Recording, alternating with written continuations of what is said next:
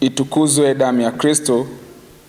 Karibu mtazamaji wa Mwangaza Digital, nawe msikilizaji wa Radio Mwangaza FM. Tusikilize ujumbe wa Mtakatifu Gaspari, ikiwa leo ni tarehe 7 mwezi wa 5. Ishi kwa furaha katika kitovu cha kila jema. Mapenzi ya Mungu na haya yawe chakula chetu, faraja yetu na kilicho chema kwetu.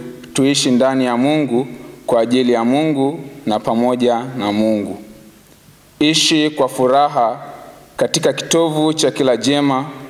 Mapenzi ya Mungu na haya yawe chakula chetu, faraja yetu na kilicho chema kwetu. Tuishi ndani ya Mungu, kwa ajili ya Mungu na pamoja na Mungu.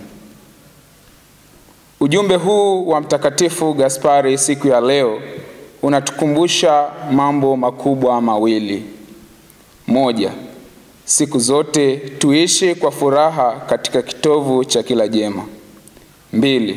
Tuyajue na kuyaishi mapenzi ya Mungu. Ndugu zangu, katika maisha ya hapa duniani, tuiruhusu furaha iwe kitovu cha kila jema. Lakini namna nzuri ya kuipata furaha hiyo ni kufanya daima mapenzi ya Mungu zaidi, huku tukiwasaidia wengine wasiojiweza.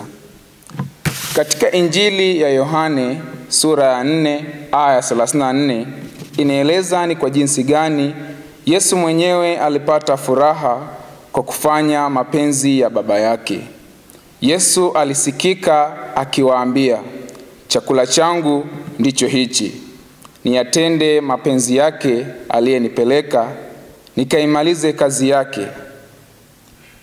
Leo hii mimi na wewe tunapata furaha pale tu tutakapofanya mambo yanayompendeza Mungu na kwa kueleza wengine kuhusu kweli za Biblia. Hata hivyo, ndugu zangu, Mungu yeye anapenda tuwe na maisha mazuri. Katika waraka wa kwanza wa Mtume Yohane kwa watu wote sura ya 2 aya 17 unatukumbusha kwamba dunia inapita pamoja na tamaa zake, bali yeye ayafanyaye mapenzi ya Mungu adumu hata milele. Mungu anapenda tutembee katika njia zake na tumwabudu yeye tu.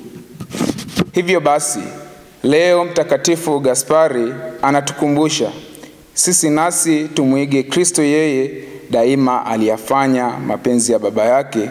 Kwetu sisi daima yawe ni chakula chetu, faraja yetu, na kwa kufanya hivi daima tutaishi ndani ya Mungu, kwa ajili ya Mungu na pamoja na Mungu. Itukuzwe damu ya Kristo.